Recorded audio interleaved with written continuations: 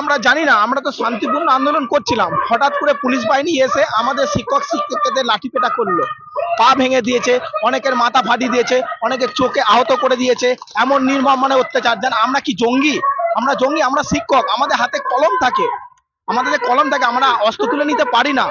আমরা আমরা শান্তিপূর্ণ আন্দোলন, আমাদের দাবিটা তুলে ধরতে চাইছিলাম, আমরা যোগ্য, আমাদের অপরাধটা কোথায়? আমরা তো কোনো দুর্নীতির সাথে যুক্ত নয়। আমাদের তাহলে চাকরিটা কেন চলে গেল? 7 বছর চাকরি করা বৈধ প্রক্রিয়াকরণের মাধ্যমে আমরা নিজেকে নিজের সেরাটা দিই, আমরা এই ভালোবাসার পেশায় এসেছি, শুধু টাকার জন্য এই পেশা আসেনি। অনেকে অনেক চাকরি ছেড়ে এই পেশায় এসছে, এই পেশাটাকে শ্রদ্ধা করে, রেসপেক্ট করে, সম্মান করে। এই পেশা শুধু টাকা দিয়ে পেশাটা কেনা যায় না, এই পেশাটাতে ভালোবাসা, যেটা মাথা উঁচু করে সমাজের কাছে একটা এর দায় আছে।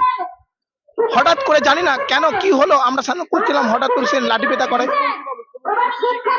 জানি না, এটা আমরা জানি না কেন হঠাৎ করে মানে এসে কিছু জন এসে বাইক মাইনরা এসে আমাদেরকে গালাগালি করতে লাগছো, মেরে ফাটিয়ে দেবো, এখানে তুলে দেবো, সব শিক্ষক জানোয়ার ছাগল বলে গালাগালি করছে।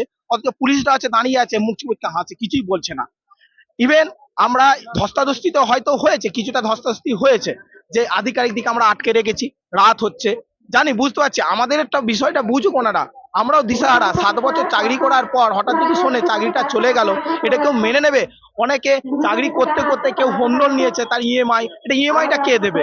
এই যে 30,000 40,000, আমার নিজের 40,000 ইএমআই আছে, তাহলে আমি কি করে দেবো? যদি আমার চাকরিটা চলে যায়, চাকরি যখন চলে গেছে, সমাজের কাছে আমি কি করে মুখ দেখাবো? বলবো ওই তো টাকা দিয়ে চাকরি পেয়েছে, অযোগ্য, সেটা মেনে নিতে পারবো? কখনই পারবো না। জানি না হঠাৎ করে কেন আমাদেরকে মারতে হলো, সেটা আমরা বুঝতে পারছি, আমার দোষটা কোথায় সেটা জানি না। আমরা কেন নেব ভাতা? কি কারণ নেব? আমরা কেন নেব? আমার যোগ্য, আমি যোগ্যতা প্রমাণ করে আমার চাকরিটা পেয়েছি, কেন নেব? আমার হকের অধিকার, আমার 7 বছর চাকরি সুনিশ্চিত, সেটা আমি কেন এটা নিতে যাব? জানি না কি কারণে করছে, জানি না।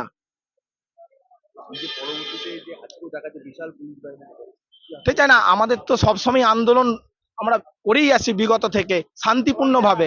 এইভাবে পুলিশ তো আমাদেরকে নির্মম সেই লাঠিপেটাই করছে, যেন মনে হচ্ছে আমরা জঙ্গি সেইভাবে।